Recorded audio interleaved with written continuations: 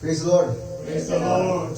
Man, what an amazing honor and joy to be present in the house of the Lord. Yes. ये कितनी आदर और सौभाग्य की बात है कि आज हम सभी यहाँ पे उपस्थित हैं And it's great how we've come to worship the one and only God. और ये कितना अद्भुत है कि आज हम केवल एक जीवित परमेश्वर की आराधना करने के लिए यहाँ उपस्थित हुए हैं And He's made us come through to the last month of the year. So, praise God. और हम इस आखिरी महीने में साल के पहुंचे हैं हम परमेश्वर को इस बात के लिए भी धन्यवाद दें We're just not worshiping a human, right? और हम किसी मनुष्य की आराधना नहीं कर रहे हैं But yes, He did take the form of flesh and He came down just for us. पर हाँ उस परमेश्वर ने एक मनुष्य का रूप धारण किया हम सभी के लिए और इस धरती पर आया And it is Christmas season, so what a joy we have today. और क्योंकि ये एक क्रिसमस का सीजन है तो ये कितनी आनंद की बात है Because each Christmas season, it is an opportunity for us to preach the gospel of the Lord Jesus Christ. क्योंकि हर क्रिसमस सीजन में हमारे पास ये मौका होता है कि हम प्रभु यीशु मसीह के वचन को प्रचार कर सके And there may be people coming up to you and asking you, oh, you're a Christian, right? What is Christmas all about? Will you get me cake? और बहुत से लोग हमारे पास आते हैं कि आप मसीही हैं तो आप क्या क्रिसमस का केक हमारे लिए लेकर आएंगे But yes, share the cake with them, but make sure you share the most important thing, that is the gospel of Jesus Christ. और अच्छी बात है कि आप अपना केक उनके साथ बांटे पर ये ना भूले कि आप प्रभु यीशु मसीह के वचन को उनके साथ बांटना ना भूले It's funny how the world is so religious today.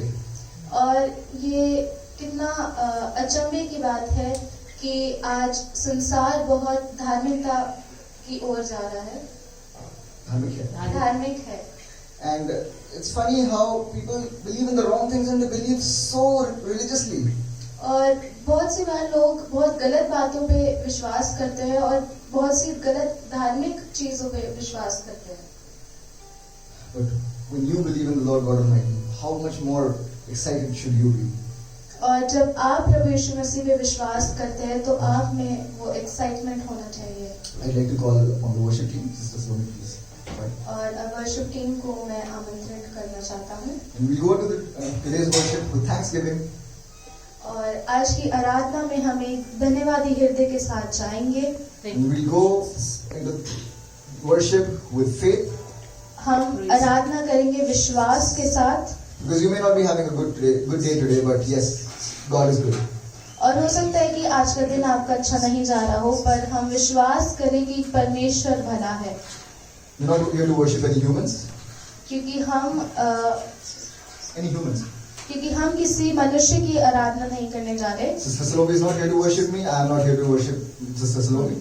Sister Salome brother Obed को नहीं वर्शिप करेगी ना कि ब्रदर ओबेद सिस्टर सलोमी को वर्शिप करेंगे So it should not matter what Obed thinks of Angelina right now.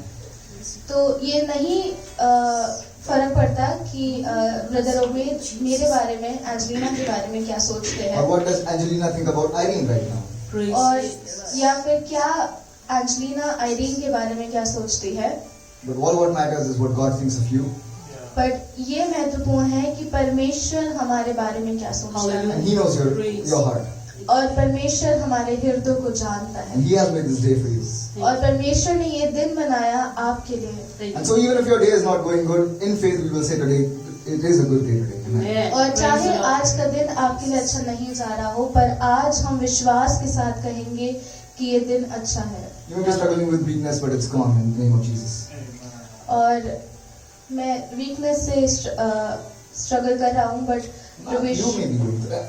अच्छा ओके हो सकता है कि आप लोग कमजोरी में महसूस कर रहे हो पर प्रभु यीशु मसीह के नाम से वो कमजोरी गई है चली गई है So we'll sing this song. It's a Christmas song. We'll start with 3 Christmas songs first. और हम क्रिसमस सॉन्ग्स के द्वारा शुरू करेंगे Yes.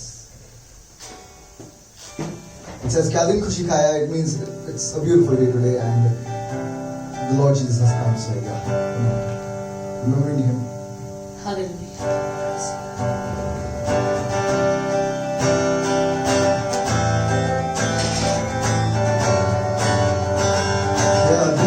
शिकारा रहमत का बादल छाया, दुनिया का मुझियाया, आहा हालेलुया, क्या दिन खुशी का आया, रहमत का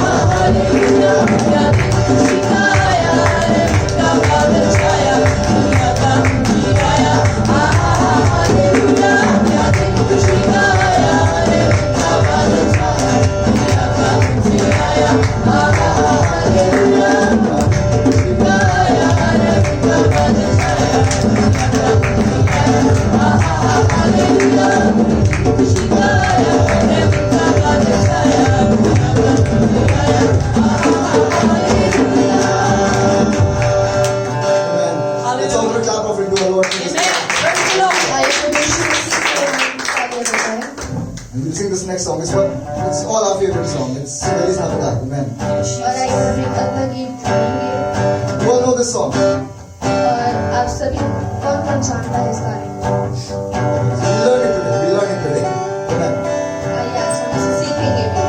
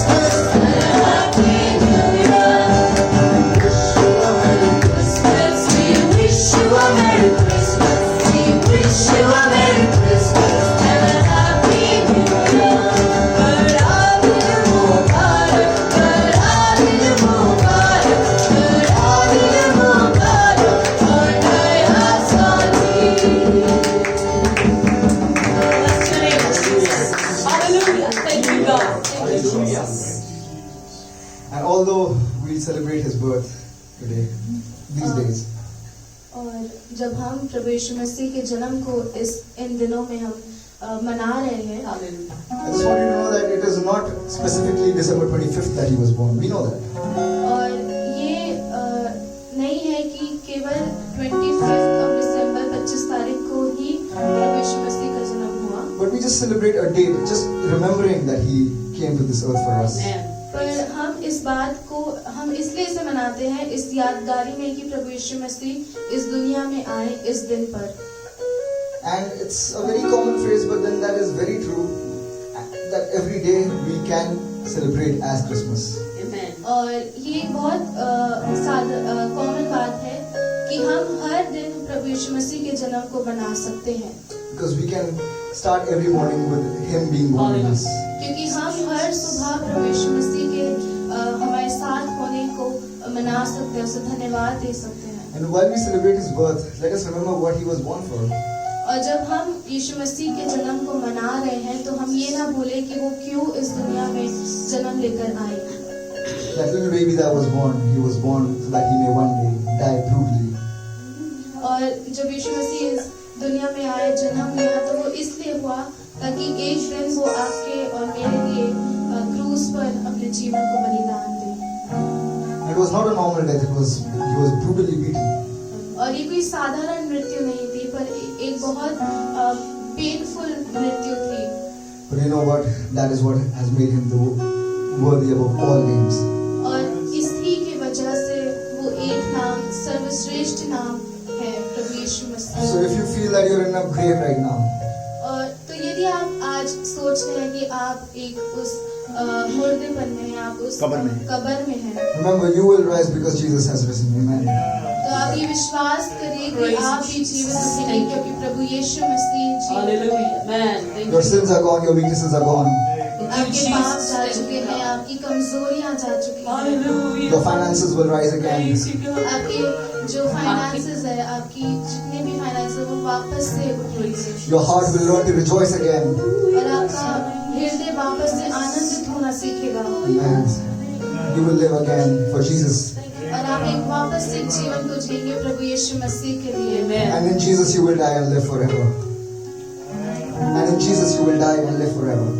और प्रभु यीशु मसीह में ही आप मरेंगे और फिर से हमेशा के लिए जिएंगे। You're not here by accident.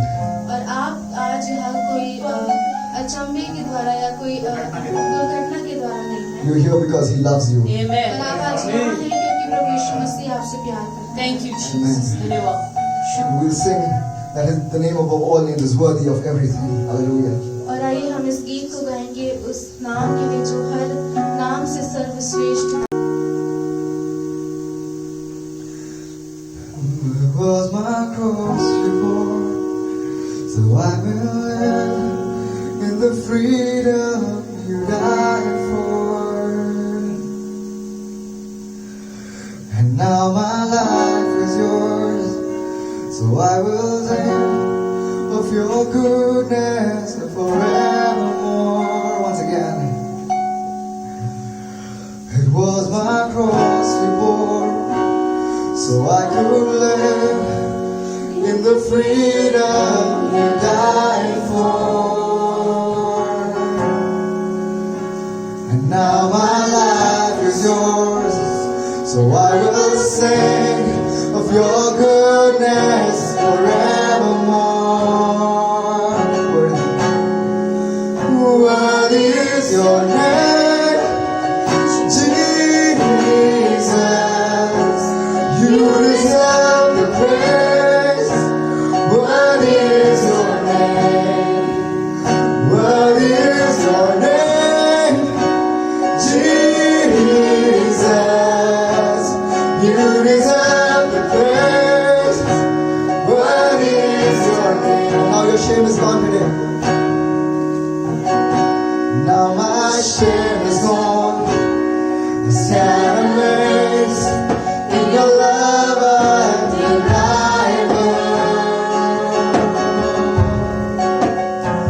Your grace goes on and on, and I will sing of your goodness forevermore.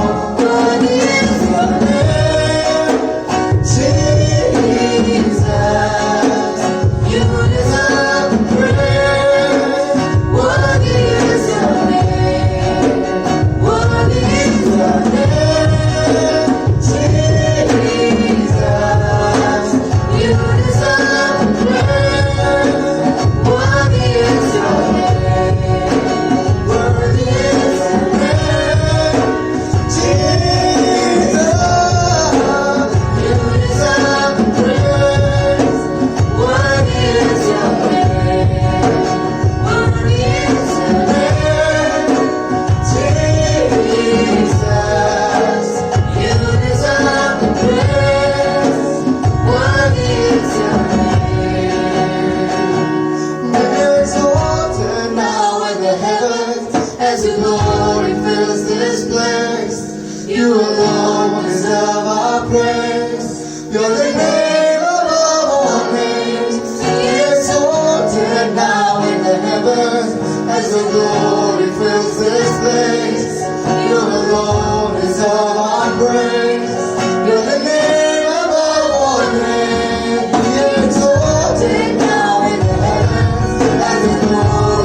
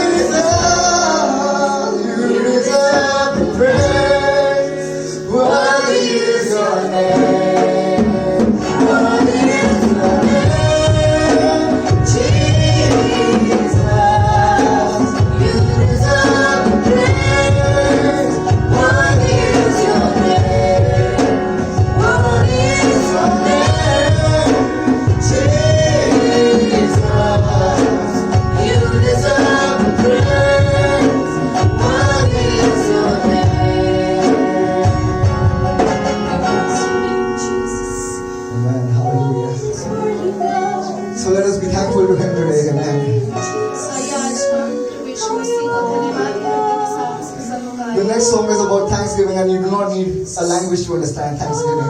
और अगर ये शुक्रगुजारी का गीत है और आपको इस किसी लैंग्वेज को किसी भाषा को समझने की जरूरत नहीं, प्रभु यीशु मसीह को धन्यवाद देने के लिए। Bring your heart and that is enough. Hallelujah. और केवल आप अपने हृदय में प्रभु यीशु मसीह के पास लाइए, उसके लिए काफी है। And if you do not find any reason to thank him in advance because he's done it for you. Amen.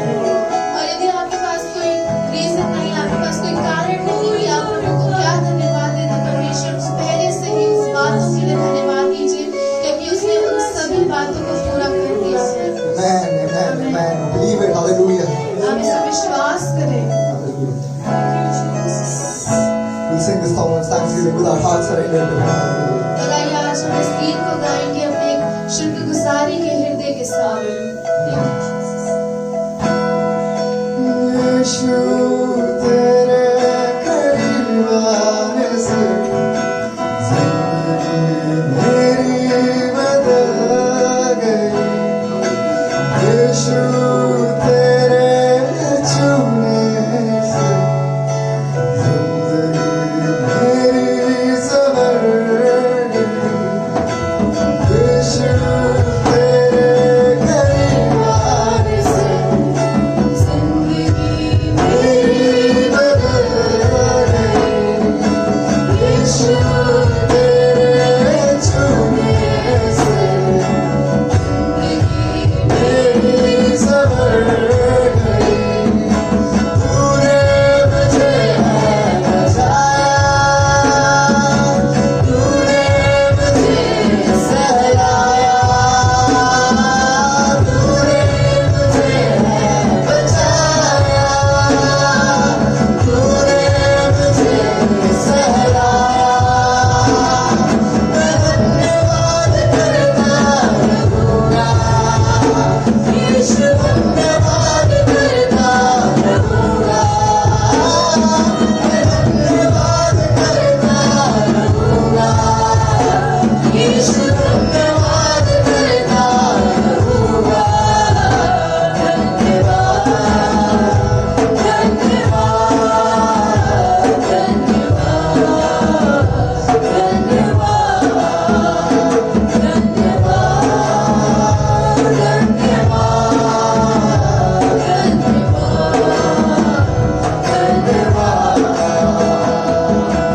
मैं जो पापों में डूबा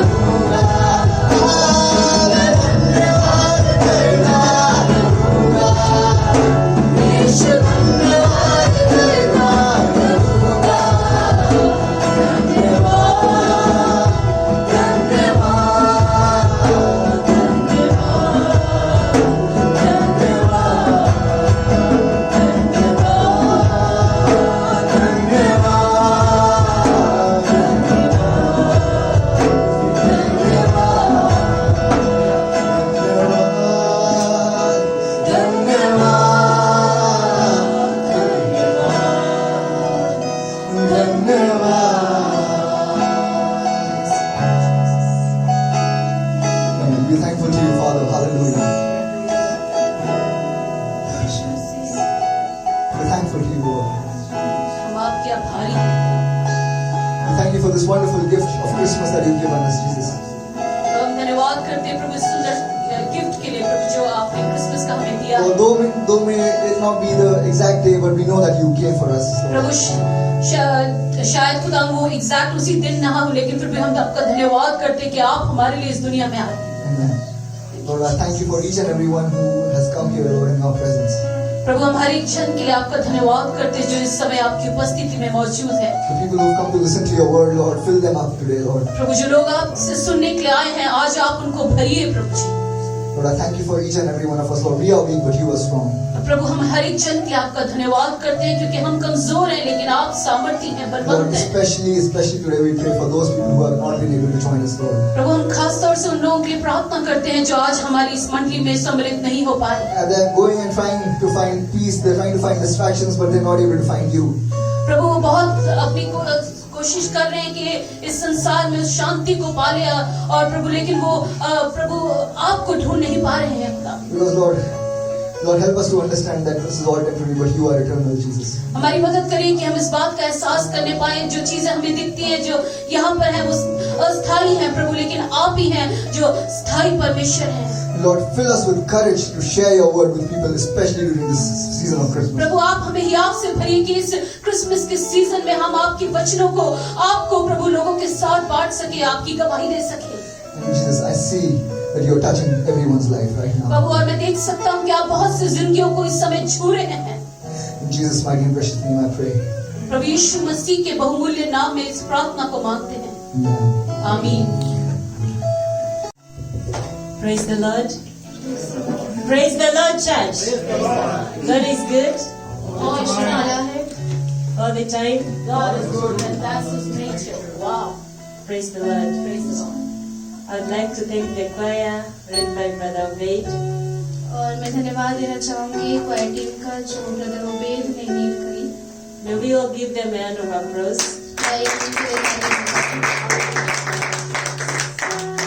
They have reminded us today that we should keep thanking God, and we have promised that we'll keep thanking God. और आज उन्होंने हमें ये याद दिलाया है कि हम परमेश्वर को धन्यवाद देना ना भूलें, और आज हमने धन्यवाद दिया है परमेश्वर को। Praise the Lord. Praise the Lord. So when the worship began, और जब आराधना शुरू हुई it began with us singing the Christmas songs. और वो शुरू हुई जब हमने क्रिसमस के गीतों को गाया। We are in the Christmas season. We are in the testifying of the birth of Christ. और हम इस क्रिसमस सीजन में हैं और हम इस गवाही के समय में हैं जब हम प्रभु यीशु मसीह के जन्म की गवाही दे सकते हैं। So during this season, what does Christmas mean to us? तो इस समय इस सीजन के दौरान क्या मतलब है क्रिसमस का हमारे लिए? Reflect on what does Christmas mean to you as an individual. और एक इंडिविजुअल के तौर पे आप इस बात को ध्यान दीजिए कि क्रिसमस आपके लिए क्या है।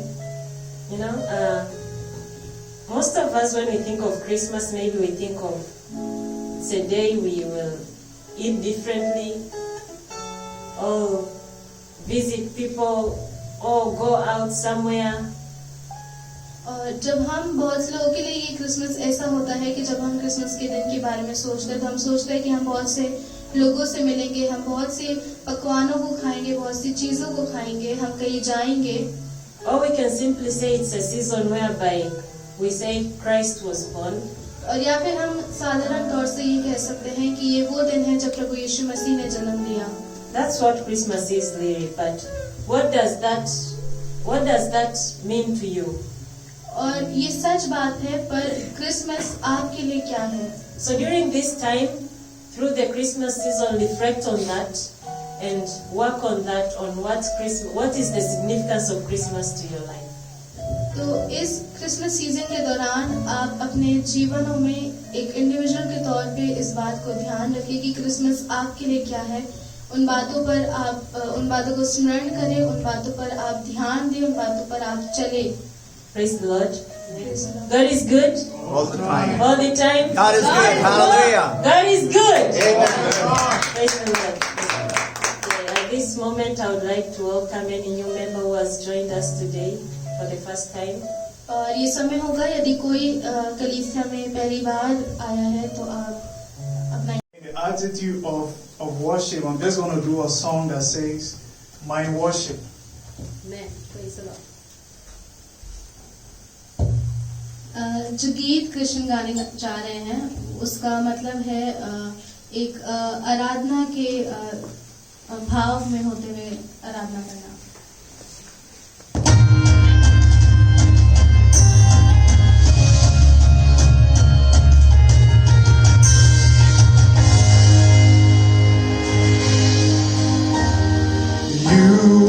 Lord, you are worthy, and no one can worship you for me. For all the things you've done for me, and no one can worship you for me. And so I say this to you again. Here's my worship, all of my worship. Father, receive my worship, all of my worship. Worship, all of my worship. Jesus, receive my worship, all of my worship. To you, Lord, you are worthy, and no one can worship you for me.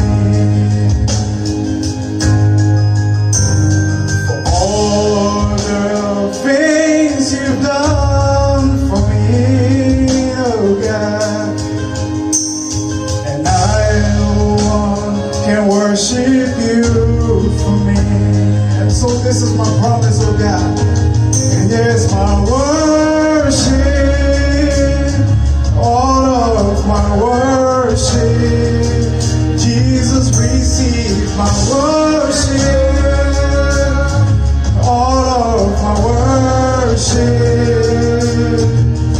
Here's my worship, all of my worship. Father, receive my worship, all of my worship. Here's my worship, all of my worship. Father, receive my worship, all of my worship. Here's my worship, all of my worship. Father, receive my worship, all of my worship. And I will not be silent. I will always worship you. As long as I am breathing, I will always worship you, and I will not be silent. I will always worship, worship you. Oh, as long as I am breathing, I will always worship you, and I will not be silent, and I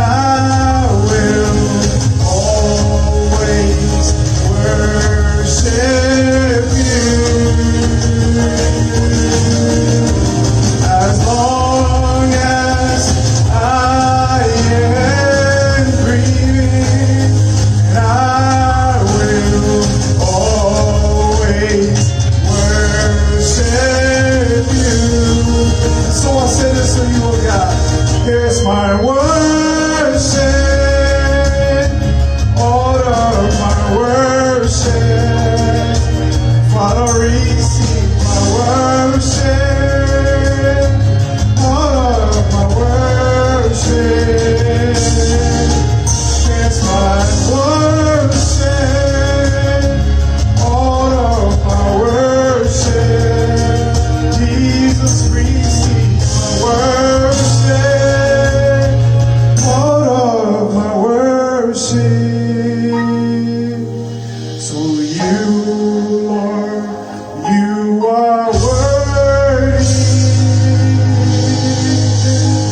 Thank you, Jesus.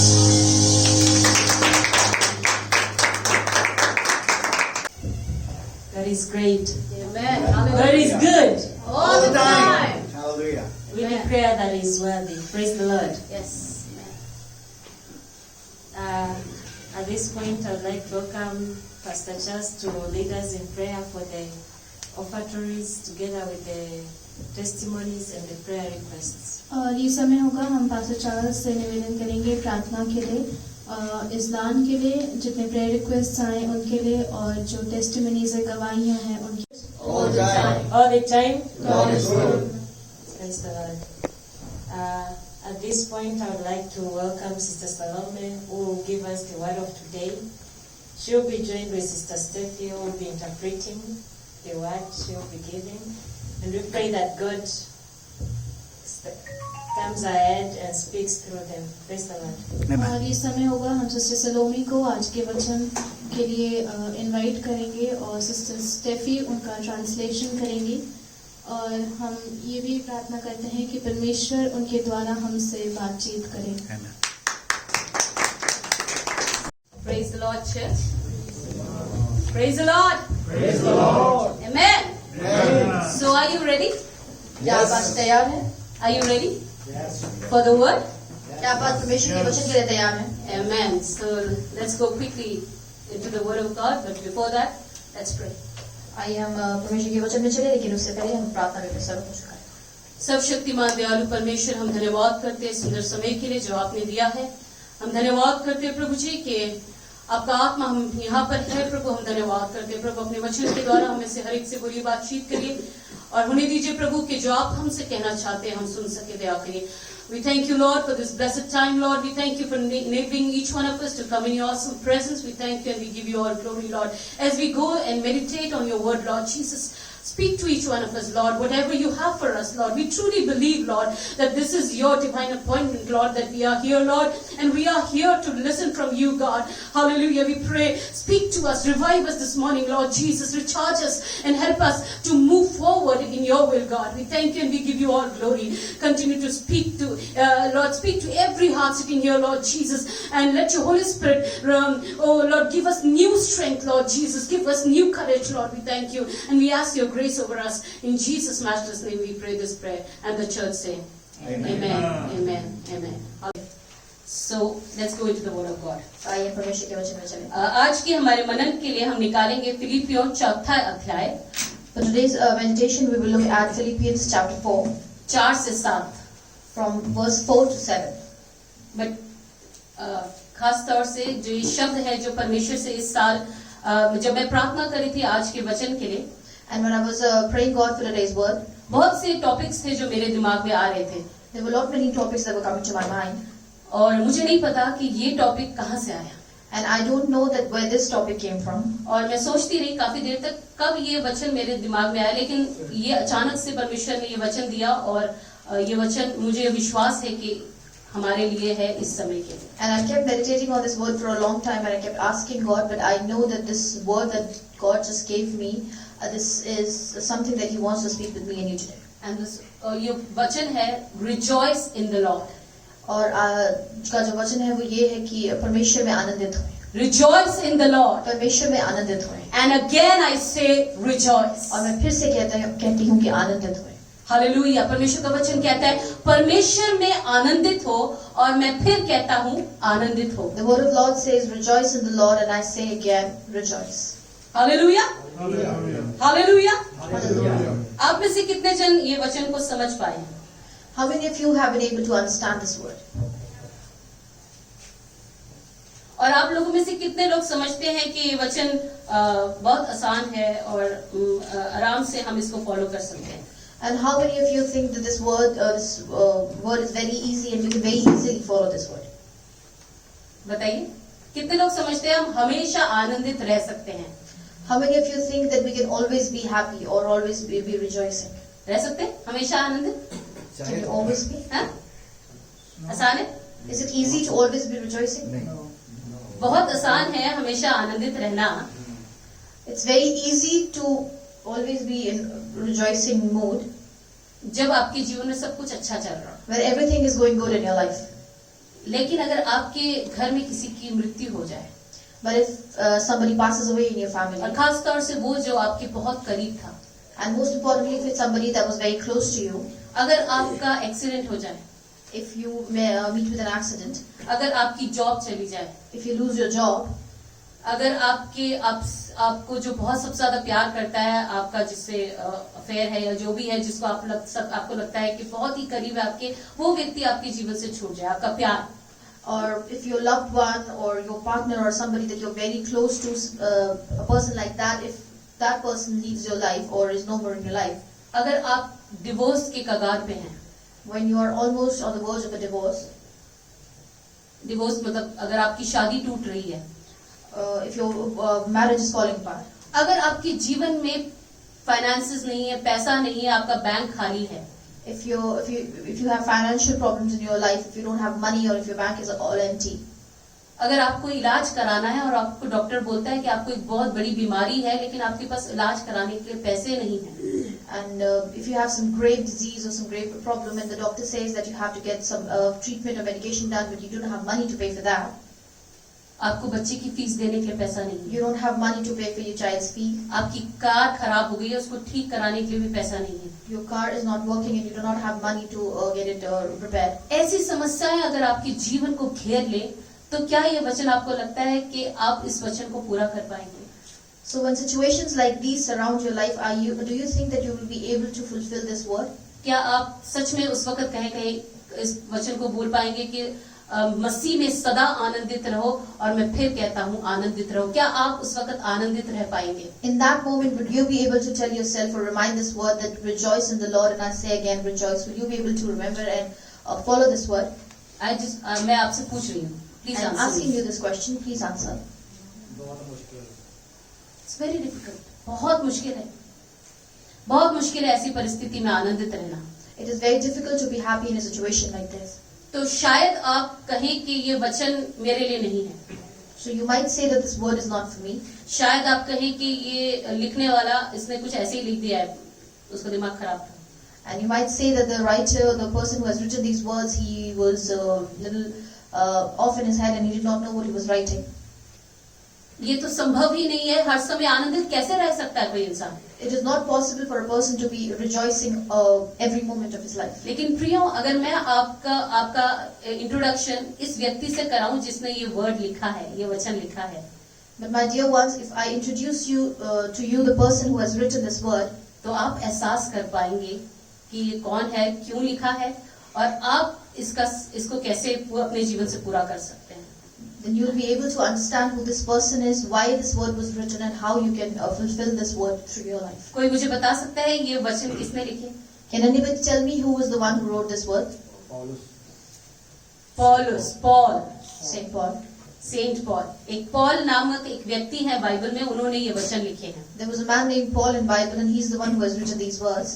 और अगर हम सोचें कि पौलुस कौन है, तो मैं आपको बताना चाहती हूँ पॉल कौन है। And if you wonder that who is Paul, then I would like to tell you who is Paul. वो आप में से बहुत से जन जानते हैं कि पौलुस एक व्यक्ति था जो परमेश्वर के लोगों को बहुत सताता था। Many of you might know that Paul was a man who used to persecute the people of God. और यहाँ तक सताता था कि लोगों को पकड़ के वो बंदी गृह में परमेश्वर के नाम मानने वालों को, क्रिश्चियन लोगों को, जो भी परमेश्वर के पीछे चलते, यीशु मसीह के पीछे चलते, उनको पकड़कर बंदी गृह में डालता था। And he used to persecute them to the level that if he found anybody that was following God, or whoever walked after God, he used to find those people and throw them into dungeons. और यहाँ तक कि एक व्यक्ति स्तिफनोस को तो उसने पथराव करवा के मरवा भी डाला। To the level that there was one man, Stephen, and who he had him stoned to death. और ऐसा एक व्यक्ति, लेकिन उसकी मुलाकात एक दिन यीशु मसीह से दमिश्क नामक एक स्थान के उस रास्ते पे हो जाती है. And a man like this meets Jesus on the way to Damascus. मतलब ऐसे साक्षात मुलाकात नहीं, सामने नहीं देखा, लेकिन यीशु मसीह आवाज के द्वारा उससे बातचीत करते हैं. It's not a face-to-face interaction, but through his voice, Jesus talks to this man. और तब पौलुस अपना जीवन प्रभु यीशु मसीह को दे देते हैं.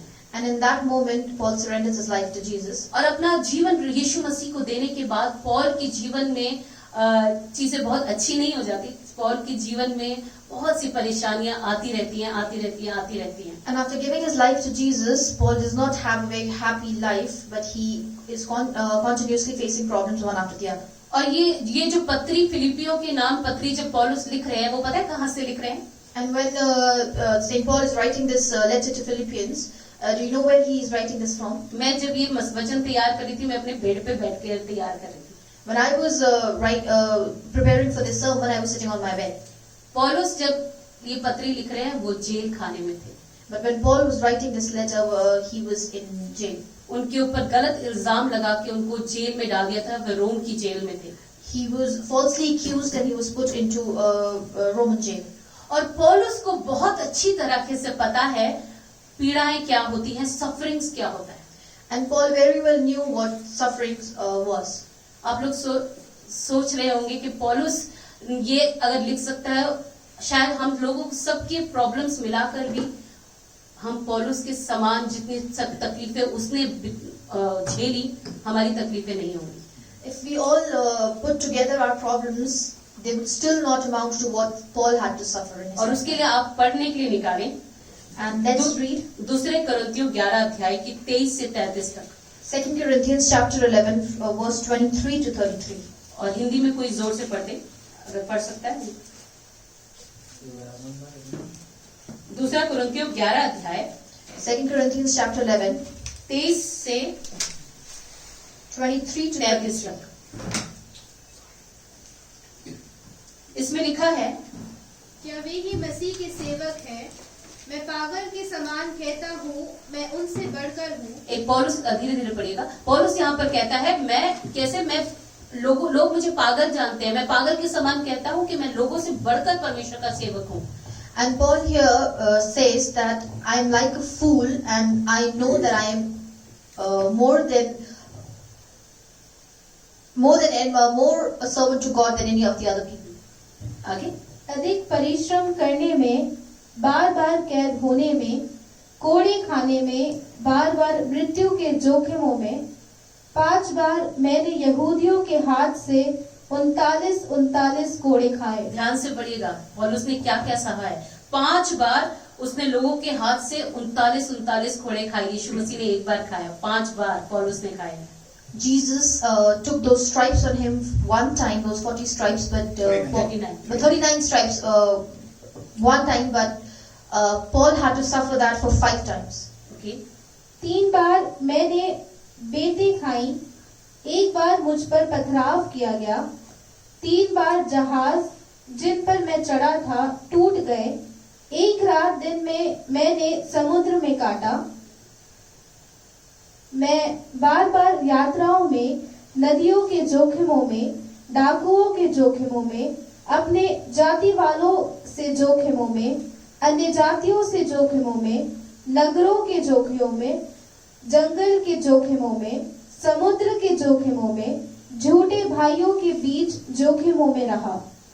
परिश्रम और कष्ट में, बार बार जागते रहने में, भूख प्यास में, बार बार उपवास करने में, जाड़े में उघाड़े रहने में, और अन्य बातों को छोड़कर जिनका वर्णन मैं नहीं करता, सब कलीसियाओं की चिंता प्रतिदिन मुझे दबाती है. किसकी निर्बलता से मैं निर्बल नहीं होता, किसकी ठोकर खाने से मेरा जी नहीं दुखता. यदि घमंड करना अवश्य है तो मैं अपनी निर्बलता की बातों पर घमंड करूंगा. प्रभु यीशु का परमेश्वर और पिता जो सदा धन्य है जानता है कि मैं झूठ नहीं बोलता. दमिश्क में अरितास राजा की ओर से जो हाकिम था, उसने मुझे पकड़ने को दमिश्कियों के नगर पर पहरा बैठा रखा था, और मैं टोकरे के खिड़की से होकर शहरपनाह पर से उतरा गया और उसके हाथ से बच निकला। आप पढ़ते है ना पौलुस English. Are they ministers of Christ? I speak as a fool. I am more in labors, more abundant in stripes, above measures, in prison, more frequent in death. Of Jews, five times received I 40 stripes, save one. Thrice I was beaten with rods. Once I was stoned. Thrice I suffered shipwreck. A night and a day I have been in the deep. In journeying often, in perils of water, in perils of robbers, in perils of mine own countrymen, in perils by the heathens, in perils of the city, in perils in the wilderness, in perils in the sea, in perils among false brethren, in weariness and painfulness, in watchings often, in hunger and thirst, in fastings often, in cold and nakedness, besides those that are without, that which cometh up on me daily, I care for all the churches. Who is weak, and am I not weak? Who is offended, and I burn not? If I must need glory, I will glory of the things which concern mine infirmities. Then God and Father of our Lord Jesus Christ, which is blessed for evermore, knoweth that I lie not. In Damascus, the governor under Aretas the king kept the city of the Damascus with a garrison, desirous to apprehend me, and through a window in the basket I was let down by the wall and escaped his hands. आप में से जितने लोग ये समझते हैं कि आपने इससे ज्यादा या इसके बराबर सहा है, अपने हाथ उठा लीजिए। And who among you thinks that you have suffered equally or more than Paul suffered? Please raise your hands. कोई नहीं, There's nobody. क्योंकि शरीर में पौलुस ने इस वचन के आधार पे सबसे ज्यादा शरीर में दुख उठाया है। Because according to the word, Paul suffered the most in flesh according to what is written in this word. और उसके बावजूद एक व्यक्ति जिसने इतना दुख उठाया, वो क्या कह रहा है, वो क्या हिदायत देता है, वो क्या काउंसलिंग दे रहा है। And despite of suffering so much, a person who has suffered so much, he is counseling other people. वो कह रहा है मसीह में सदा आनंदित रहो, मैं फिर कहता हूँ आनंदित रहो। And he says that rejoice in the Lord always, and I say again rejoice. कैसे? How? कैसे परमेश्वर पौलुस कैसे कर पाया इतनी तकलीफों में, इतने दुखों में, इतनी पीड़ा में, वो कैसे आनंदित रहा और कैसे वो हिदायत दे सकता है कि आप भी आनंदित रहो। And how was Paul able to rejoice in all the sufferings and all the trials and tribulations that he faced, and how can he guide and counsel other people to do the same? और इसके बावजूद आप जानते हैं वचन में ये भी लिखा है कि पौलुस के शरीर में एक कांटा चुभाया गया था, जिसके लिए उसने प्रार्थना करी और परमेश्वर ने कहा मेरा अनुग्रह तेरे लिए काफी है। And despite all of this, we read in the Bible that there was a thorn Pierced in his flesh. Pierced in his flesh, for which he prayed to God, and God told him that my grace is sufficient for you. पौलुस कई बार अपनी पत्रियों में लिखते हैं कि मेरे अजीज लोग मुझे छोड़ गए। And many times in his epistles, Paul keeps on writing that many people close to him, his loved one, left him. जिन पे उसको सबसे ज्यादा भरोसा था, वो बीच रास्ते में उसको छोड़ के चले गए। Those people that he trusted the most, they left him in the middle of the way. So emotionally, तो भावनात्मक भावनात्मक तौर पे, physically, शारीरिक तौर पे, पौलुस हम सबसे ज्यादा पीड़ा में रह चुका था और रहा है। Paul was in much more pain than you and me, and he stayed in that pain for a very long time. और उसके बावजूद वो कहता है कि मसीह में आनंदित रहो। And despite all of that, he says, rejoice in the Lord. तो ये कौन सा आनंद है जो पौलुस के पास था? And what is this joy that Paul had? क्या आपके पास वो आनंद है? Do you have that joy in your life? क्या आप कह सकते हैं कि इन सब पीड़ाओं के बावजूद भी मैं आनंद कर सकता हूँ? Can you say that despite of all the trials and tribulations and all the problems in my life, I can still rejoice in the Lord? हमारे जीवन में थोड़ी सी समस्या आती है और हम चर्च आना छोड़ देते हैं। We have a minor inconvenience in our life and we stop coming to the church. हमारे जीवन में थोड़ी सी समस्या आती है, हम लोगों के साथ कड़वे होना शुरू हो जाते हैं। We face a minor inconvenience or a problem in our life and we start getting bitter with other people. हमारे जीवन में थोड़ी सी समस्या आती है, हम परमेश्वर के खिलाफ बोलना शुरू कर देते हैं। We face a little problem in our life and we start grumbling against God.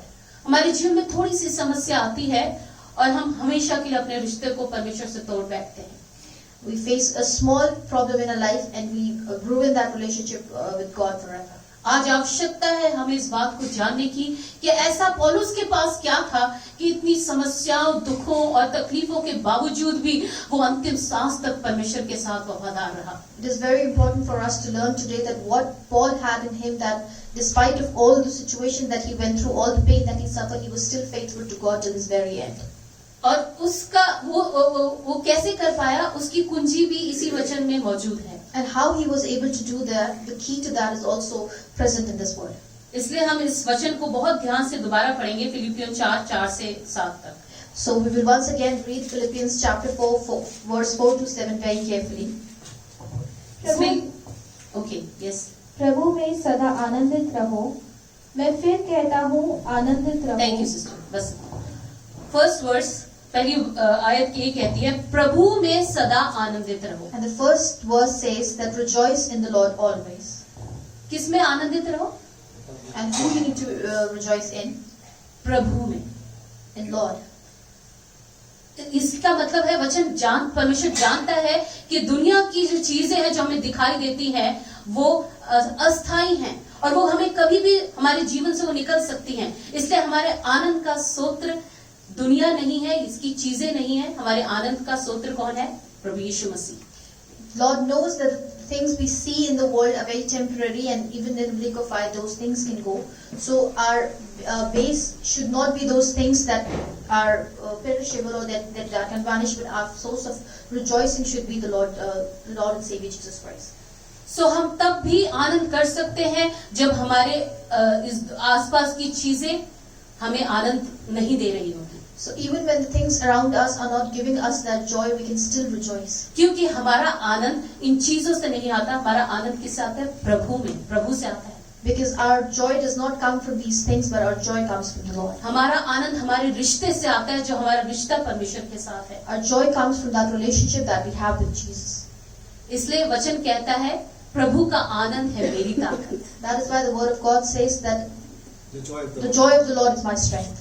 The joy of the Lord is my strength. प्रभु का आनंद मेरी ताकत है. The joy of the Lord is my strength. प्रभु का आनंद मेरी ताकत है. This world is not my strength. इस संसार मेरी ताकत नहीं है. The things of the world is not my strength. इस संसार की चीजें मेरी ताकत नहीं The है. things I have today is not my strength. जो चीजें मेरे पास आज है वो मेरी ताकत नहीं My है. bank balance is not my strength. मेरे बैंक बैलेंस जो है वो मेरी ताकत नहीं My है. loved ones are not my strength. मेरे प्रिय जन जो है वो मेरी ताकत नहीं है. My girlfriend, my boyfriend is not my strength. मेरी गर्लफ्रेंड या मेरा बॉयफ्रेंड मेरी ताकत नहीं है. My job is not my strength. मेरी जॉब मेरी ताकत नहीं है. My health is not my strength. मेरी हेल्थ या मेरी सेहत जो है वो मेरी ताकत नहीं है. My children are not my strength. मेरे बच्चे मेरी ताकत नहीं है. But what is my strength? पर मेरी ताकत क्या है? The joy of the Lord is my strength. Amen. Amen. Amen. Hallelujah. परमेश्वर का बल मेरी ताकत है.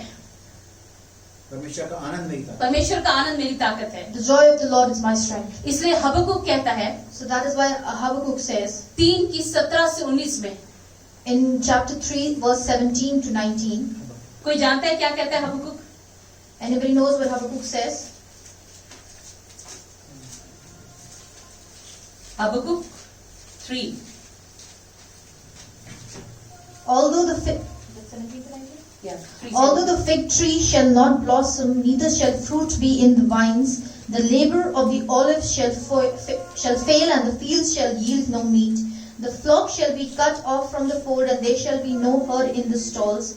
Yet I will rejoice in the Lord, I will joy in the Lord my salvation. The Lord God is my strength, and He will make my feet like hind feet, and He will make me to walk upon mine high places, to the chief singer of my stringed instruments. Amen. Amen. क्या कहता है हिंदी में पढ़िए? 17 to 19. क्योंकि चाहे अंजीर के वृक्षों में फूल ना लगे. धीरे धीरे पढ़िएगा. क्या कहता है हबक्कुक? वो कहता है चाहे मेरे पेड़ों में फल ना लगे. And Habakkuk says that even though my trees do not fruit, दूसरा, और ना दाखलताओं में फल लगे, और ना मेरी दाख की लता में फल लगे, and not my vines bear fruit, जलपाई के वृक्ष से केवल धोखा पाया जाए, और मेरे ऑलिव की ट्री से यानी मेरी कोई भी खेती से भी मुझे कुछ ना मिले, धोखा मिले, and even my olive trees have no fruit, or all the cultivation that I've done, let it bear no, even if it doesn't bear any fruit. और खेतों में अन्न ना उपजे, मेरे खेतों जिनके लिए मैंने परिश्रम किया है चाहे उसमें अन्न भी ना लगे, And for the fields that I've worked so hard, even those fields, if they do not have any yield. भेड़शालाओं में भेड़ बकरियां ना रहे, मेरी भेड़शालाओं में भेड़ बकरी, उस समय में पुराने जमाने में भेड़शाला से इंसान की दौलत गिनी जाती थी, पैसा कितना है उसके पास, कितना रिच है। And in olden times, we see that people used to estimate other person's strength depending on how much other person's wealth depending on how much flock that they had. आप लोग कह सकते हैं चाहे मेरे बैंक में balance रहे या ना रहे, We can say that even if you don't have balance in my bank, और क्या बोल सकते हैं, चाहे और ना थानों में गाय बैल हो, चाहे मेरी जॉब रहे या ना रहे, and even if I don't have my job, तो भी मैं यहोवा के कारण आनंदित और मग्न रहूंगा। और वो बोलता है तो भी मैं यहोवा के कारण आनंद और मग्न रहूंगा। आमीन। and he says that yet I will rejoice in the Lord. और अपने उद्धारकर्ता परमेश्वर के द्वारा अति प्रसन्न रहूंगा। और किसके द्वारा? अपने उद्धारकर्ता परमेश्वर के द्वारा प्रसन्न रहूंगा। And he says, I will be happy or I will be joyful due to the God of my salvation. Amen. Hallelujah. Whether I have things in my life or not, चाहे मेरे पास मेरे जीवन में चीजें हैं या नहीं है, whether all these things are gone away from my life, I don't have bank balance, I don't have even money to pay my fees or anything, but still I will rejoice in my Lord. चाहे मेरे पास कुछ है या ना हो, चाहे मेरे पास इतना भी पैसा ना हो कि मैं अपनी फीस भर सकूं, लेकिन उसके बावजूद भी मैं अपने परमेश्वर में मगन रहूंगा। यहोवा परमेश्वर मेरा बलमूल है, वह मेरे पाप हरिणों के समान बना देता है, वह मुझको मेरे ऊंचे स्थानों पर चलाता है। आमीन। क्योंकि वो कहता है मेरा बलमूल्य कौन है? यहोवा परमेश्वर है। मेरी ताकत कौन है? यहोवा परमेश्वर है। He says the Lord God is my strength. Amen. Hallelujah. Because God is my strength. Hallelujah. Thank you Jesus. इसलिए वो बात पौलुस जानता था। And Paul knew this thing. And इसीलिए वो कह सकता है कि मसीह में सदा आनंदित रहो। And that is why he can say that always be happy in Christ. दूसरी चीज हम देखते हैं यहाँ पे, Second thing that we see आगे here is, पढ़िएगा वचन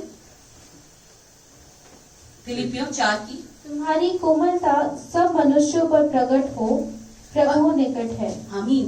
परमेश्वर पौलुस कहता है तुम्हारी कोमलता सब मनुष्यों पे प्रकट हो, क्योंकि परमेश्वर चाहता है, क्योंकि कई बार जब हमारे जीवन में निराशाएं आती हैं, and Paul wants that your moderation or your gentleness should be reflected on all people, because many of the times when we face challenges in our life, हम खुद कड़वे हो जाते हैं we ourselves turn bitter और हम लोगों के प्रति कड़वे हो जाते हैं। and we turn bitter towards other people as well. इसलिए परमेश्वर हिदायत देता है कि जब मसीह का आनंद तुम्हारे अंदर होगा, तुम क्या होगे? लोग तुम्हारे नम्रता को, तुम्हारी जेंटलनेस को देख पाएंगे।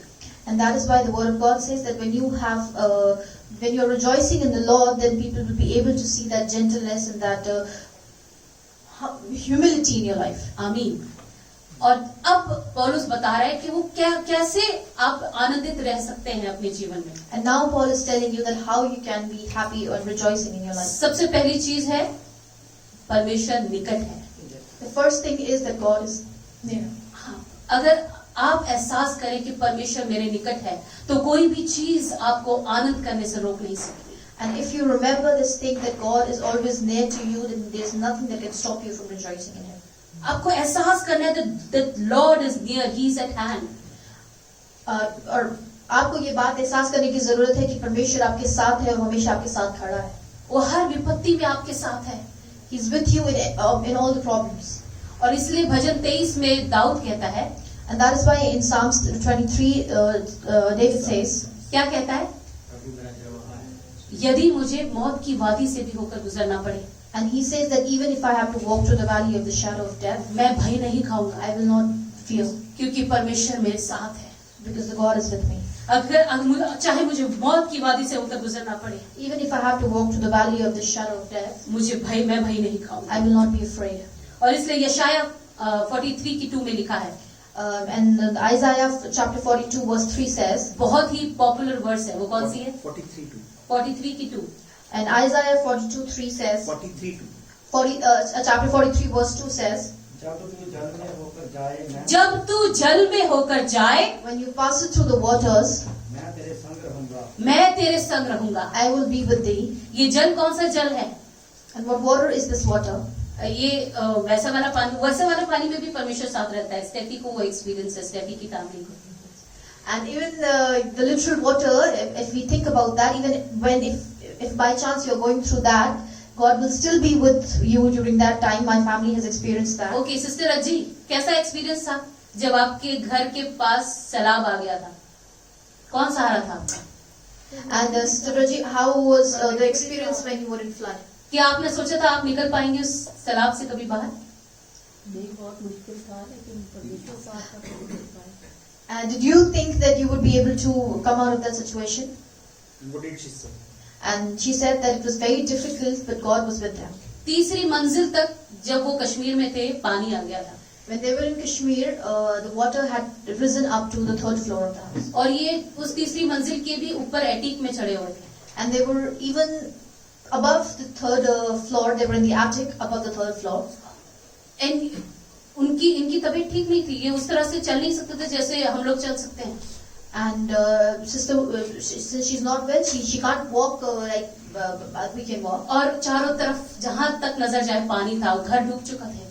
And the house was entirely in water, and everywhere that you look or everywhere she looked, it was just water. लेकिन उस समय कौन सहारा था?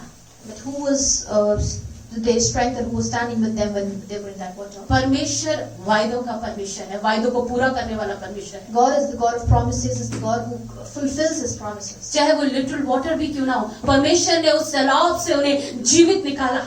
Even if it is literal water, God took them out of that flood. लेकिन परमेश्वर यहाँ पर कह रहे हैं वो सैलाब शायद हमारे जीवन में बहुत से ऐसे आंधी तूफान हो सकते हैं जिनमें हमें हमारा जीवन आंसू से गुजर रहा हो। But here, if we talk about the flood or the waters, it could be the problems that we are facing in our life due to which we are literally drowning in our tears. और उस समय परमेश्वर कह रहा है चाहे तुम्हारा जीवन आंसू से भरा हो, लेकिन मैं फिर भी उस समय भी तुम्हारे साथ रहूंगा। And God is saying that even if your life is full with the tears of the waters of your tears, I will still stand with you in that और situation. आगे क्या बोलता है? जब तू नदियों में होकर चले तब वह तुझे न डुबो सकेंगे। जब तुम नदी में होकर चले वो तुझे डुबा नहीं सकेंगी। And when you go through the rivers, they will not be able to drown you. आगे, जब तू आग में चले तब तुझे आँच न लगेगी। जब तू आग में चलेगा परमेश्वर का वायदा है तुझे आंच नहीं लगेगी। When you walk through the fire, you shall not be burned. और उसको लो तुझे न जला सकेगी, क्योंकि मैं यहोवा तेरा परमेश्वर हूँ। आमीन। उसकी लौ तुझे जला नहीं सकेगी क्योंकि मैं तेरा परमेश्वर हूँ। Hallelujah. Flame will not be able to burn you because I am your Lord. और मैं उस परिस्थिति में तेरे साथ रहूंगा। And even that situation, I will be with you. वो आग शायद लिटरल आग भी हो सकती है, लेकिन यहाँ पर परमेश्वर का वचन कह रहा है वो आग यानी ऐसी परिस्थितियां हमारे जीवन में आ सकती हैं जो हमें जलाएं या हमें आग जैसी महसूस करती हैं। It could be literal fire also, but here God also means that the situations that we fight, we might feel that we are burning from those situations. In those situations, God will be with you. पर वचन अगर आप उठा के पढ़े तो Bible में बहुत से लोगों का आपका उनको दिख जाएगा वो कैसी परिस्थिति से निकले, बहुत मुश्किल परिस्थिति से निकले वो लोग। If you pick up the word of God and if you read it, you will see there are many people, that examples in the Bible that people suffered through great trials and tribulations. लेकिन परमेश्वर ने अपने वायदे के द्वारा उन्हें उठाकर खड़ा किया कि मैं उन सब चीजों में तेरे साथ हूँ। But God was a faithful God, and according to His promises, He restored them. And He told them that He was with them through. Shadrach Meshach Abednego को परमेश्वर के नाम की खातिर सच्ची में आग की भट्टी में डाल दिया था। Shadrach, Meshach, and Abednego were literally thrown into that fiery furnace for Jesus, for the name of the Lord. लेकिन उनके बीच में भी प्रभु यीशु मसीह उनके साथ थे। But even in that furnace, Jesus was with them. और वो आग उन्हें जला नहीं सकी। And that fire was not able to ये burn. कहानी हम वचन में पढ़ते हैं। And we read this in the Bible. और इसीलिए साम 73:28 में लिखा है। And we read in Psalms chapter 73 verse 28. इसमें लिखा है, But as for me, it is good to be near God. I have made the sovereign Lord my refuge. I will tell of all your deeds. और परमेश्वर चाहता है कि ना केवल परमेश्वर हमारे साथ है, उसका वायदा तो है, लेकिन परमेश्वर चाहता है कि हम भी उसके साथ रहें। And God has promised that He will be with us, but in addition to that, He also wants that we should also stick with Him. और इस ताकि हम सुरक्षित रहें। so that we may be safe. इसलिए परमेश्वर पौलुस कहता है परमेश्वर निकट है, इसलिए हम हर समय आनंदित रह सकते हैं। That is why Paul says that God is at hand, that is, and so we can always rejoice in our life. बहुत से वचन है बाइबल में, मैं अभी टाइम नहीं है दे सकती, जिनमें आप पढ़ सकते हैं कि परमेश्वर आपके साथ रहेगा हर परिस्थिति में। There are many examples or words in the verses in the Bible that tell that God is with you in every kind of situation. Because of the lack of time, I'm not able to read all of those here. Hebrews 13:5 says, इब्रानियों 13:5 में इस तरीके से लिखा है, Never will I leave you, never will I forsake you. मैं तुझे ना छोड़ूंगा ना त्यागूंगा।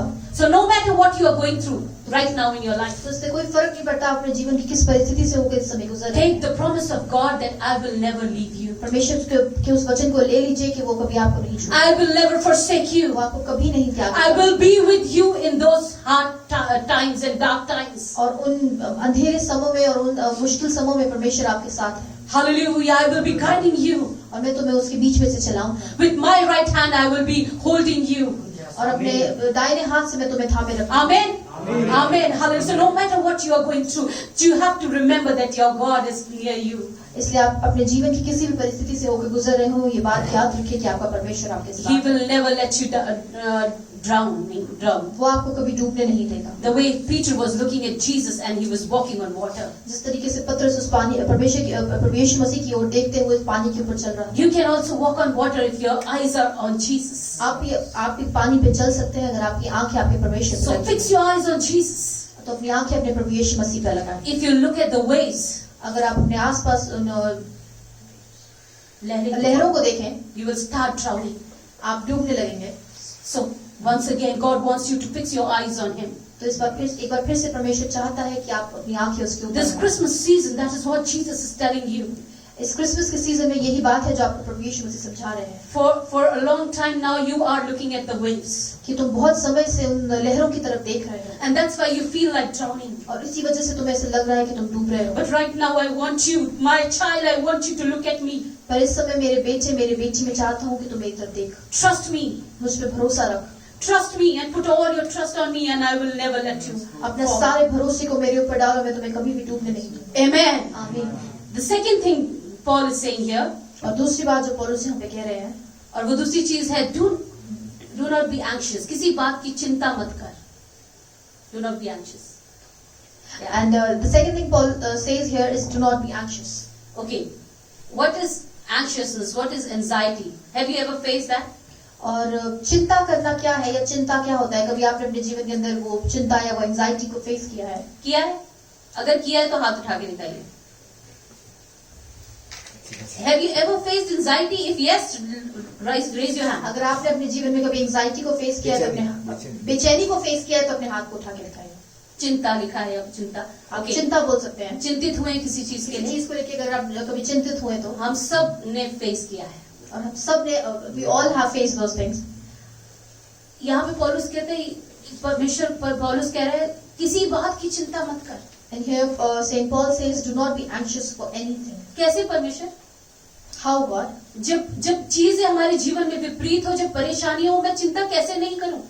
That when things are all adverse in our life, or then how am I now supposed to be anxious, or how am I not supposed to worry about things? पता है हम चिंता क्यों करते हैं? You know why we worry?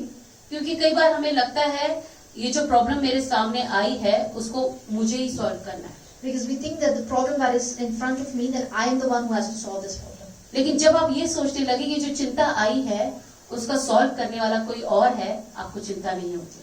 But when you realize that the problem standing in front of you, the one who's going to solve them is not you and somebody else is going to solve it for you, you don't have to worry for that. Okay, for example, उदाहरण के तौर पे मेरे घर में 10,000 का बिजली का बिल आया है. I have electricity bill of 10,000 for my house, और मुझे लग रहा है कि अब ये मुझे पे करना है, and I think that I have to pay this 10,000 now. तो मैं चिंतित हो जाऊंगी. Then I'll be worried. लेकिन अगर मुझे कोई कहे वो 10,000 का बिल पास्टर जी को दे दीजिए या स्टेफी को दे दीजिए, स्टेफी मेरे लिए भरेगी. But if anybody tells me or somebody says me that give that bill, like Pastor or Steffi tells me that give that bill to us and we'll pay that for you, तो मेरी चिंता क्या हो जाएगी? अपने आप थोड़ी कम हो जाएगी. ये करेंगे. And my worry would automatically go because I know that person is going to do it for me. पर मैं पौलुस जानता था इस कुंजी को, And Paul knew this key. इसलिए पौलुस ने अपने जीवन की चिंताओं को परमेश्वर को देना सीखा था। And that is why Paul learned to give the worries of his life to God.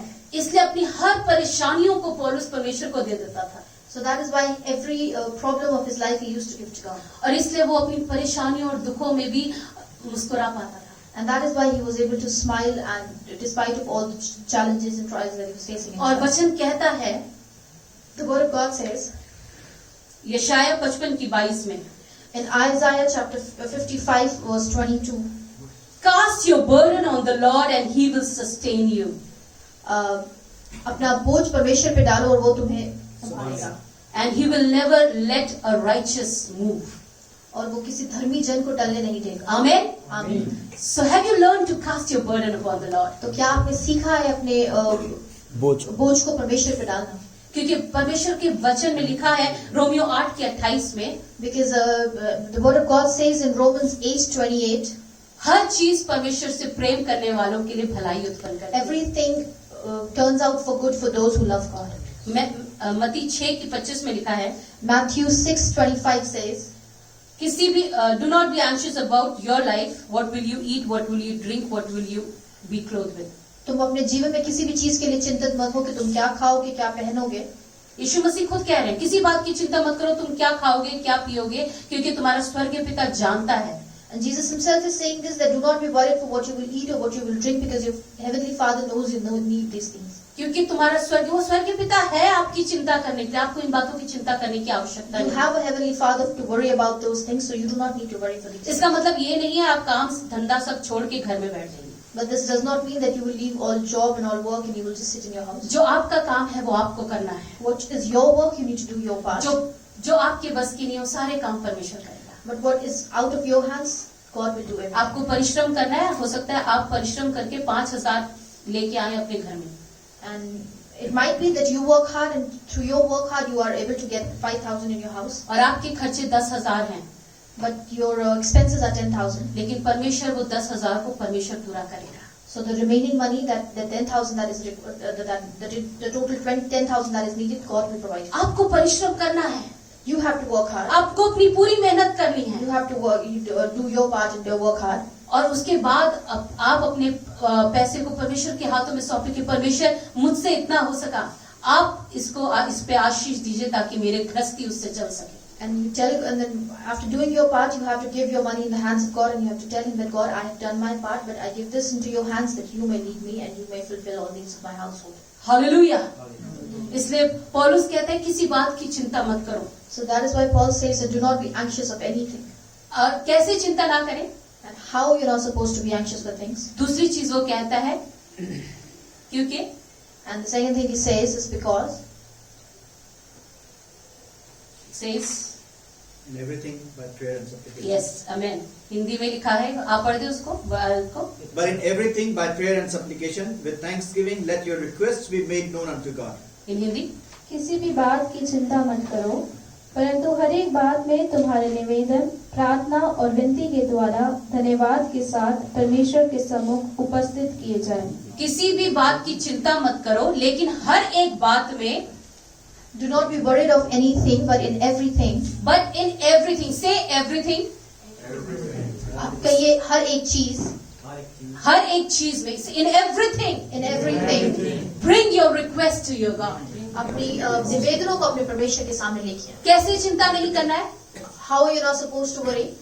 आप जब अपने निवेदनों को परमेश्वर के पास लेके आएंगे, When you bring your request unto God, चाहे वो फाइनेंशियल प्रॉब्लम है, be it financial issues, चाहे वो हेल्थ इश्यूज है, be it health issues, चाहे वो रिलेशनशिप प्रॉब्लम है, be it your relationship problems. आप खुद चिंता करके कोई फायदा नहीं होगा।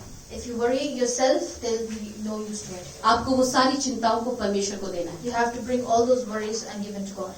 सारी चिंताओं को परमेश्वर को देना है। And you have to give all those worries to God. Hallelujah. और तब परमेश्वर आपको संभालेगा। And then God will sustain you. Amen, hallelujah.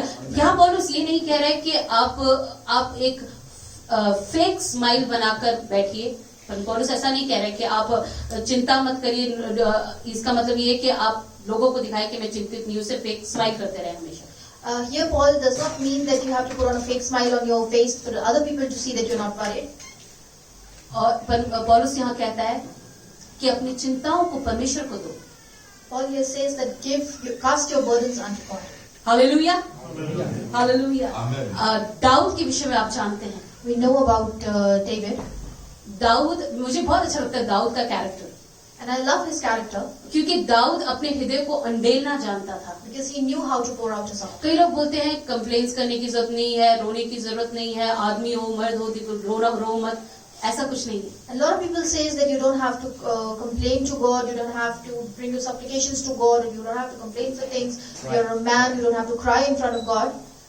आप अपने हृदय को परमेश्वर के आगे उंडेल सकते हैं, but you can pour out your heart in front of your God. जो भी दिल में चल रहा है वो आप परमेश्वर को दे दीजिए। Whatever is going through your heart, give it to God. अगर आपके दिल में किसी के प्रति कड़वाहट है वो परमेश्वर को दे दीजिए। If you have bitterness towards anybody in your heart, give that to God. अगर आपके जीवन दिल में कोई कंप्लेन है वो परमेश्वर को दे If दीजिए। you have some complaint in your heart, give it to God. अगर आपके दिल में कोई दुख है, कोई दर्द है, वो परमेश्वर को दे If दीजिए। you have any hurt in your heart, give it to God. Dawood ऐसा करता था, and David used to do that. Dawood अपनी सारी कंप्लेन्स अपने यहाँ तक कि दुश्मनों के विषय में भी गॉड को खुल के बता देता और कैसा फील करता है बता देता था परमेश्वर को। And David used to tell everything to God, his complaints, even what he felt for his enemies. He used to freely tell God everything. और वो कैसे बताता था? And how he used to tell them? Psalms लिख के, and he used to write psalms for it. है ना। Almost कई साम्स में आप देखेंगे उसने शुरुआत बड़ी कड़वाहट से करी है। And we see in many psalms that the psalm starts with a lot of bitterness.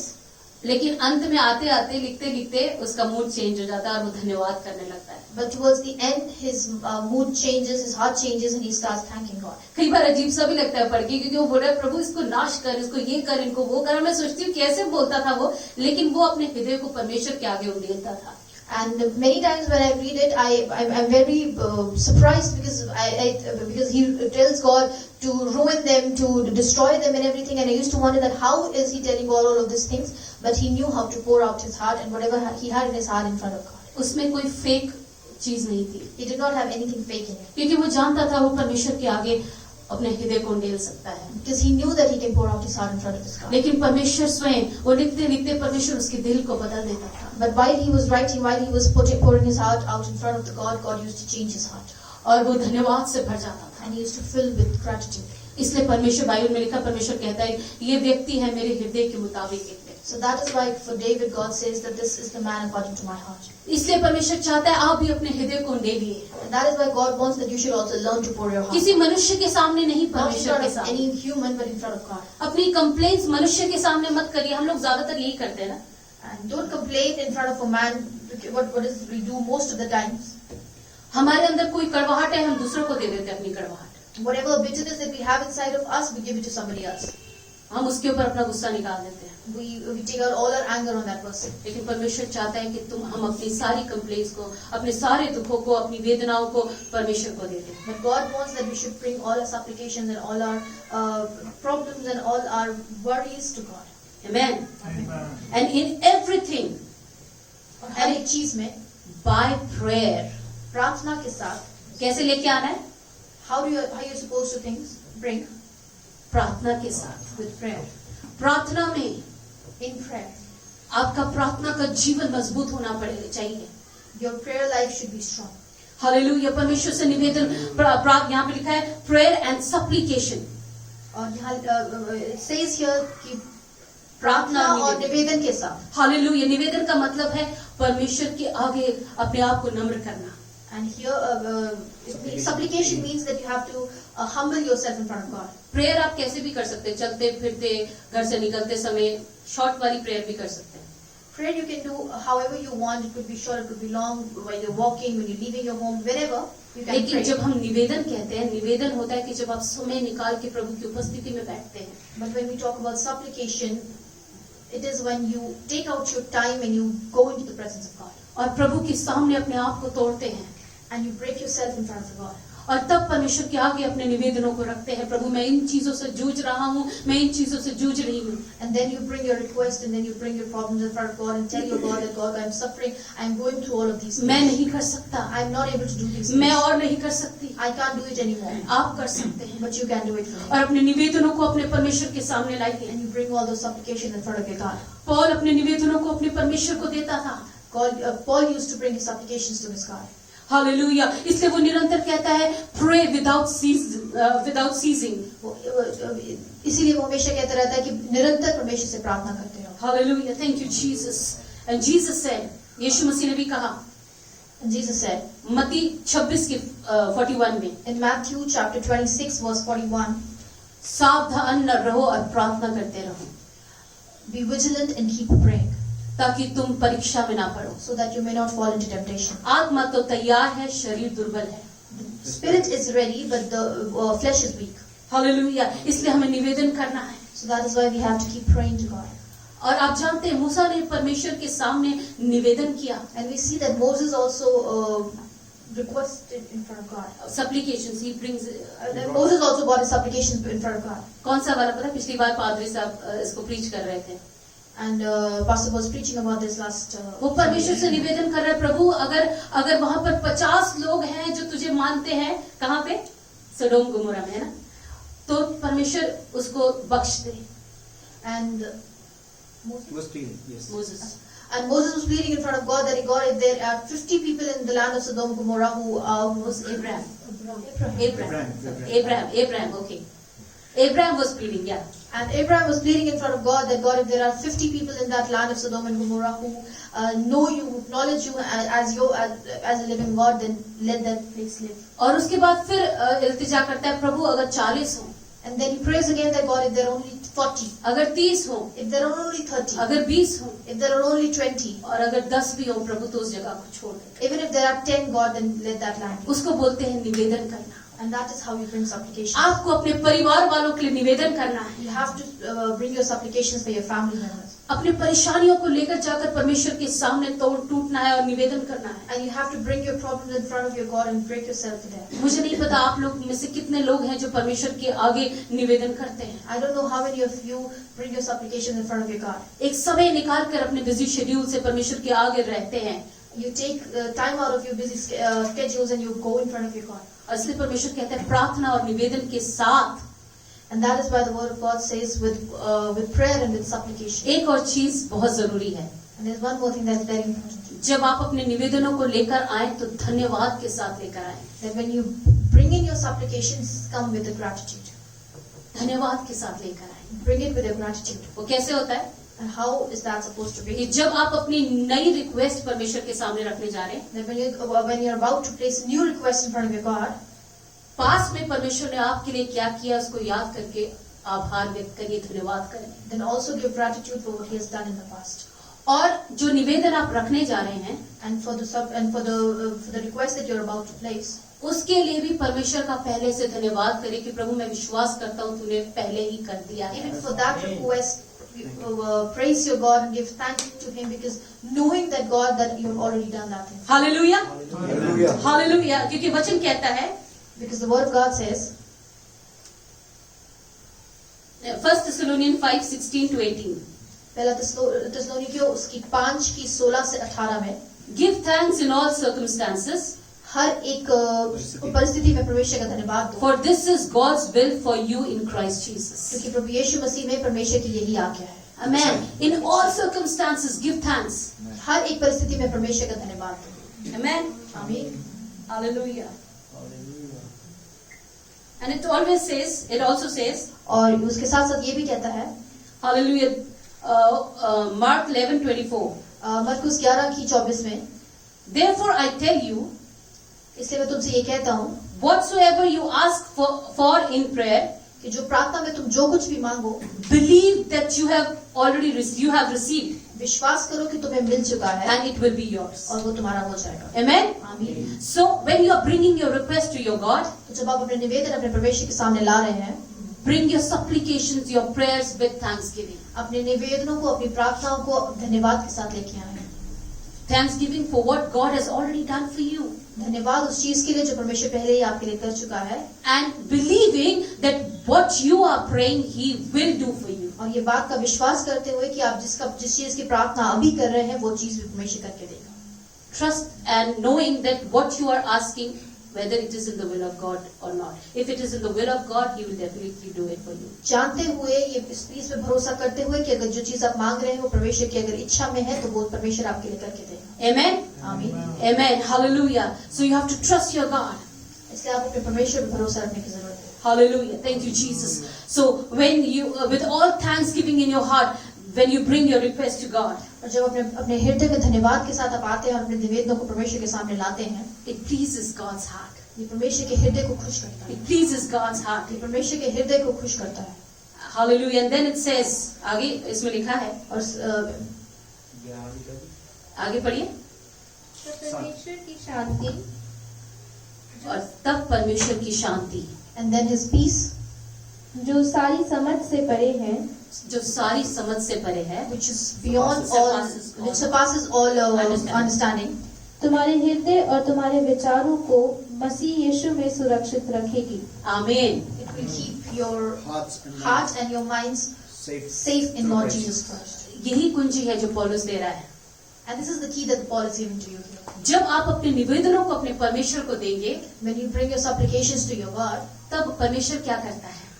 then what God does at that moment, तब परमेश्वर अपनी अद्भुत शांति से हमें भरता है. then He fills you with His Spirit. वो शांति कौन सी है? Peace. वो शांति कौन सी है? And what peace is that? इसमें लिखा है जो तुम्हारे दिमाग के ज्ञान से परे है. Which surpasses your understanding. है ना? क्योंकि दुनिया में शांति कब आती है? दुनिया में शांति आती है जब सब कुछ ठीक होता है. Because in the world, the peace comes when everything is going smoothly and when everything is going fine. वो है जो दिमाग में समझ पाओ, जो ऐसी शांति जो समझ पाते And हैं. that is the kind of peace which you can understand through your brain. लेकिन परमेश्वर जो आपको शांति देता है, But the peace that God gives you, वो दिमाग नहीं समझ पाता. that is incomprehensible. लोग नहीं समझ पाते. People cannot understand that. लोग समझ नहीं पाएंगे कि इसके घर में इतनी समस्या, उसके बावजूद भी ये व्यक्ति खुश कैसा है. People will not understand that this person has so many issues and problems in his life and his family, but still, how is he so happy? इसके आर्थिक समस्याओं से इतना जूझ रहा है, उसके बावजूद भी ये व्यक्ति गाने कैसे गा सकता है? That he's going through so much of financial troubles, and despite of all of that, how this person can sing? ये हमेशा मुस्कुराता कैसे रहता How है? can he smile all the time? इसके शरीर में तो इतनी दुर्बलताएं हैं, फिर भी ये इतना परमेश्वर से धन्यवाद से कैसे भरा है? He has so much problems in his body. Then how come he is so filled with gratitude for his God? लोग नहीं समझ पाएंगे. People cannot understand इसलिए that. लिखा है वो दिमागी ज्ञान से परे है. That is why it is written that it surpasses human understanding. Surpasses all human understanding. That is the peace that your God gives you. और वही शांति है जो आपका परमेश्वर आपको देता है. Hallelujah. This is the peace that only Jesus can give. और ये वो शांति है जो सिर्फ प्रभु यीशु मसीह आपको देता है. Because he alone is called the King, Prince of Peace. क्योंकि केवल वो ही है जिसे शांति का राजकुमार. Hallelujah. And the word of God says, और परमेश्वर का वचन इस तरीके से कहता है. Hallelujah. John 16:33. यूहन्ना 13 की 16 की 33 में लिखा है. I have said these things to you, मैंने तुमसे ये बातें कही है that in me you have peace. कि मेरे अंदर तुम्हें शांति है. In the world you will not have it. संसार में तो तुम्हें In the world you will have tribulations. संसार में तो तुम कलेश में हो. But take heart. बट हिया बांधो. I have overcome the world. क्योंकि मैंने संसार को जीत लिया. I have overcome the world. मैंने संसार को जीत लिया. Jesus is saying, I have the peace with me. और प्रभु यीशु मसीह कह रहे हैं कि मेरे अंदर शांति. And I give you my peace. और मैं अपनी शांति तुम्हें देता हूँ. John 14:27, Jesus says. और यूहन्ना 14 की 27 में प्रभु यीशु मसीह कहते हैं. Peace I leave with you. कि मैं अपनी शांति तुम्हारे साथ छोड़ के जाता हूँ. My peace I give you. मैं अपनी शांति तुम्हें देके जाता हूँ. My peace I give you. मैं अपनी शांति तुम्हें देके जाता हूँ. Jesus is giving you His peace. प्रभु यीशु मसीह आपको अब उसकी शांति दे रहे हैं. इसीलिए जब वो क्रूस पे लटका हुआ है, उसके अंदर वो शांति है. That is why when he's hanging on this cross, that he has that peace in his heart. Hallelujah. इसलिए वो कह सकता है, पिता इनको माफ कर, क्योंकि ये नहीं जानते ये क्या कर रहे हैं. That is why he is even on that cross he is able to say that God forgive them for they know not know what they do. यीशु मसीह के पास वो शांति थी. Jesus had that peace. इसलिए जब उनके ऊपर गलत इल्जाम लगा रहे हैं, यीशु मसीह शांत था. That is why कोई जवाब नहीं दिया. he was falsely accused of many things. He was quiet and he did not respond to them. पौलुस के पास वो शांति थी. And Paul had that peace. इसलिए बार बार कई बार उसको जब कोड़े मारे जा रहे हैं, बंदी गृह में डाला जा रहा है, उसके बावजूद भी आनंद मनाता है. And because of that, all of the times when he's striped and when all of the times that he's thrown into dungeons, he is still not troubled. Hallelujah. आपको स्टोरी याद है ना पौल और सिलास की, जब उनको जेल में डाल दिया था? Do you remember that story of Paul and Silas when they were thrown into dungeon? Remember that? क्या आपको याद है वो कहानी? और उस कहानी में हम जानते कैसे उनको बेटे मारी, उनको कोड़े मारे और उनको काट में ठोक कर जेल में डाल दिया था. And we have read how they were beaten and how they were persecuted and they were clamped in the and they were stocks. clamped in the stocks and they were thrown in the dungeon. And that is not the prisons that we see here today. और आज के जमाने में हम वैसी जेलें नहीं देखते. वो ऐसी खतरनाक और भयानक जेल थी. They were very horrific kind of times and the kind of jails that they were at that time. और ऐसी जेल में भी पौल और सिलास क्या कर रहे हैं? And even in that situation, in that kind of jailhouse, in that kind of prison, what Paul and Silas are doing? क्या कर रहे हैं? Worshipping and singing. वो धन्यवाद कर रहे हैं परमेश्वर. They're giving glory to God. प्रभु की महिमा कर रहे हैं. They're glorifying God. और वो प्रिजनर्स उन्हें सुन रहे हैं जो कैदी हैं. And the prisoners around them, they're listening to them. उनको वो दिमागी कैंसर पर उनको समझ नहीं आ रहा है ऐसी हालत में कौन आराधना कर सकता है. And they're not able to understand that in these situations, in these things, how is somebody able to worship? और उसकी वजह से उनके जीवन में भी काम हुआ. And because of these two people worshiping, the other people also had their hearts. जब ये दुनिया आपको देखेगी कि आप अपनी समस्याओं में कैसे मुस्कुराते हैं. When the people around you, when the world will see that how you smile despite of all your problems. इस दुनिया में डिप्रेशन है, निराशा है. There's depression and hopelessness in this world. आपके आसपास जो आपके फ्रेंड्स हैं, आपके लोग हैं, अगर आप उनके जीवन में झांके तो वो निराश हैं, डिप्रेस हैं. If you see people around you, they are depressed and they are without hope. अगर आपके पास भी वही है निराशा, तो उनको आपका मसीह नहीं चाहिए. And if you also have that same hopelessness and depression in your life, then they would not want your Christ. वो नहीं चाहेंगे आपके साथ चर्च आना. They will not want to come to church with you. लेकिन अगर उनको आपके पास एक ऐसी चीज दिखेगी जो उनके पास नहीं है, But if they see you with something that they do not have, उनको दिखेगा कि कैसे ये दुखों में मुस्कुरा सकते हैं, they will see that how you can smile in all your problems. तो वो आपके मसीह के प्रति आकर्षित हो जाएंगे. Then they will be attracted towards your Christ. और वो आपसे उस चीज को लेने के लिए वो चाहेंगे कि उनको भी वो मिल जाए. And they will also want to have that same thing that you have. Hallelujah. इसलिए अपनी समस्याओं में मुस्कुराना सीखिए. So that is why learn how to be happy in your problems. Hallelujah. और तब वो शांति, and then that peace. इसमें आगे क्या लिखा है? तब वो शांति जो मसीह आपको देता है. क्या लिखा आगे पढ़े?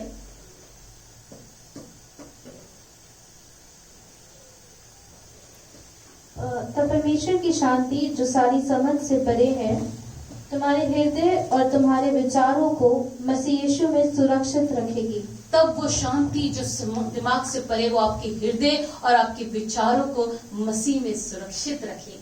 And that peace which surpasses human understanding will keep your mind and your thoughts safe and protected in Jesus Christ. और तब वो शांति जो मसीह में, वो आपके दिमाग को सुरक्षित रखेगी. And then that peace which is in Jesus will keep your mind safe. तब जब आपके दिमाग में डिप्रेसिंग थॉट्स आएंगे, and when those depressing thoughts come in your mind, आपको अलग अलग शायद हो सकता है किसी को मारने का या किसी को या अपने आप को खत्म करने के जो विचार आते हैं, and then when those thoughts that to either kill someone or kill yourself, when those kinds of thoughts will come into your mind, या क्विट करने के विचार आते हैं, and when the thoughts of quitting things will come into your mind, परमेश्वर की शांति आपके हृदय को संभाल के रखेगी. in that moment the peace of God will protect your heart and your mind. आपके सोच विचार को संभालेगी. And in that moment your thoughts and your thoughts will be protected by the peace of God.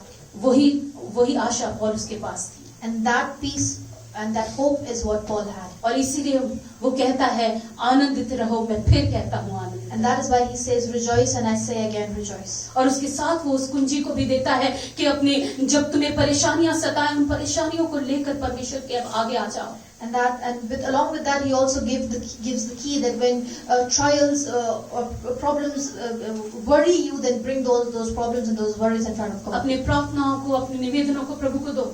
Bring your prayers and supplications unto God. Hallelujah. धन्यवाद के साथ, with gratitude. और तब मसीह की शांति and then the peace of Christ जो दिमागी ज्ञान से परे है, which surpasses human understanding, वो आपके हृदय को और आपकी सोचों को मसीह के आने तक संभाल के रखेगी। will protect your mind and your thoughts till Jesus comes. आइए अपने स्थानों पे खड़े हो। Let us stand at our places. Hallelujah, thank you Jesus. अगर आपके जीवन में ये समस्या रही है, And if you have been going through these problems, अगर निराशा से आप पिछले दिनों गुजरे हैं if you have been going through hopelessness and depression past days, और आप मुस्कुराना भूल चुके हैं, and you have forgotten how to smile, अगर आप आनंद करना भूल चुके हैं, you've forgotten how to be happy, अगर आपको लगता है आनंद सिर्फ एक क्रिसमस का सीजन ही होता है जब हम आनंद कर सकते and हैं, if you think that it's only the Christmas season that you can be happy and you can rejoice in, अगर आपका आनंद ये क्रिसमस के सीजन में बंद गया है, and if your happiness is contained within this Christmas season, तो आपको उससे बाहर निकलने की आवश्यकता है। then you need to come out of that. मगर मसीह आपके साथ है, If Christ is with you, तो वो केवल क्रिसमस के सीजन में नहीं है, वो साल भर आपके साथ है। then He's not there with you just during the Christmas, He's with you the entire year. मसीह के पास वो शांति है, Christ has that peace. वो उस शांति को आपको इस साल भर देना चाहता है, And He wants to give you that peace the entire year. केवल एक सीजन में नहीं। Not in just one season. Hallelujah, पूरे साल वो आपके साथ रहना चाहता है, He wants to be with you the entire year. वो आपको अपने आनंद से भरना चाहता He है। wants to fill you with His joy. Hallelujah, लेकिन वो केवल एक ही चीज आपसे चाहता है But there's only one thing that He wants of you, कि अपने निवेदनों को अपने परमेश्वर को दे दें। that you bring your supplications unto God. What a friend we have in Jesus, all our sins and griefs to bear. What a privilege to carry everything to God in prayer. What grief we often forfeit.